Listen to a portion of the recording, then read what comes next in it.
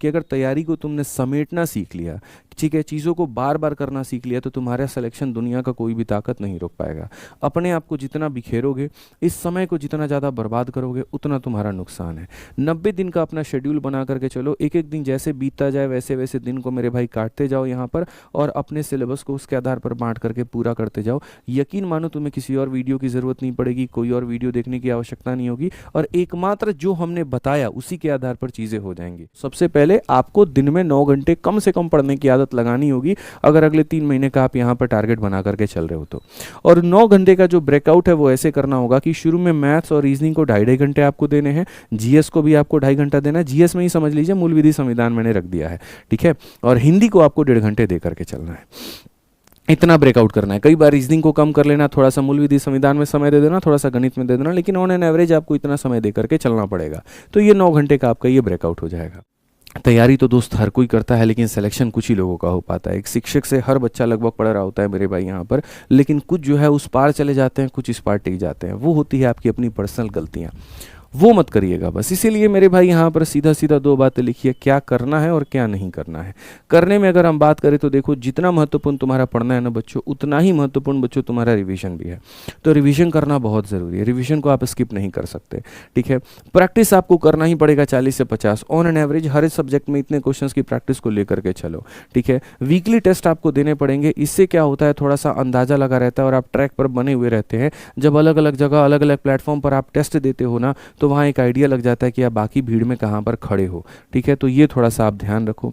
आप अपना बढ़िया तरीके से नोटबुक मेरे भाई बना करके रखो, जिससे आप ट्रैक कर पाओ अपनी चीज़ों को लेकर के, ठीक है। बाकी टाइमर्स का इस्तेमाल करो अगर तुम्हें और स्पीड बढ़ानी है तो। क्या नहीं करना है वो ध्यान रखो। क्लासेस को स्किप मत करो यहाँ पे, ठीक है, ये बहुत ज़रूरी है। आप टॉपिक्स को स्किप मत करो। आप ये मत सोचो अरे ये तो मेरे को आता ही है, कर लेंगे। बहुत ऐसे बच्चे हैं जो आज से 2 साल पहले से पढ़ाई करते चले आ रहे हैं, लेकिन उनको मैं ये बात बता दूं कि भाई मेरे 2 साल में पैटर्न बदल चुका है, ठीक है। मैं गणित का शिक्षक हूँ, मैं आए दिन सवालों से उलझता रहता हूँ। मैं यहाँ पर देखते रहता हूँ, सीडीएस के क्वेश्चन में ये पूछा गया, यूपीएसआई में ये पूछा गया, यूपी कांस्टेबल में ये पूछा गया, दिल्ली कांस्टेबल में, तो मैं देख पा रहा हूँ कि परिवर्तन कितना हुआ है, ठीक है। क्वेश्चन किस तरीके से पैटर्न में बदल रहे हैं। तो आप अपने आप को आउटडेटेड मत बनाइए, और बढ़िया तरीके से मेरे भाई यहाँ पर जो है क्लासेस को देखिए, कंसेप्ट को सीखिए, और वो बहुत ज़रूरी है आपके लिए। ज़रूरत पड़े आप 1.5x पे देख लीजिए, 2x पे देख लीजिए, बाद में देख लीजिए, लेकिन मिस मत करिए, बस इतना कहना है।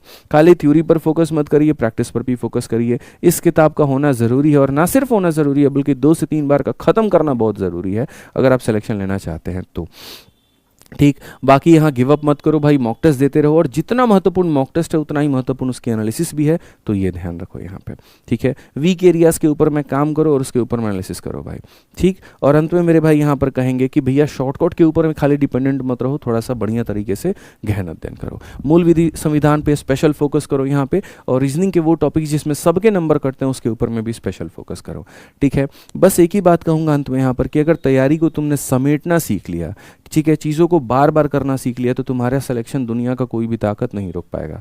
अपने आप को जितना बिखेरोगे, इस समय को जितना ज़्यादा बर्बाद करोगे, उतना तुम्हारा नुकसान है।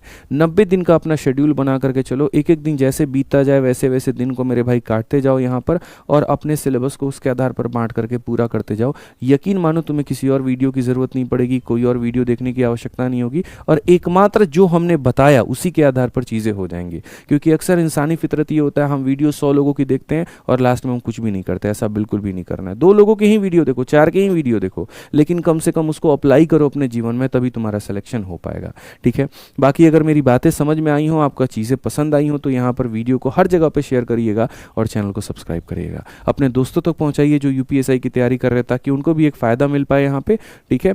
और मेरे भाई जो है आप उनको सहयोग कर पाएँ। बाकी मिलेंगे अगली वीडियो में। आज के लिए इतना ही। ध्यान रखिए अपना, खुश रहिए। मन में कोई सवाल रह गया तो कमेंट बॉक्स में ज़रूर बताइएगा, ठीक है। बहुत बहुत धन्यवाद भाई।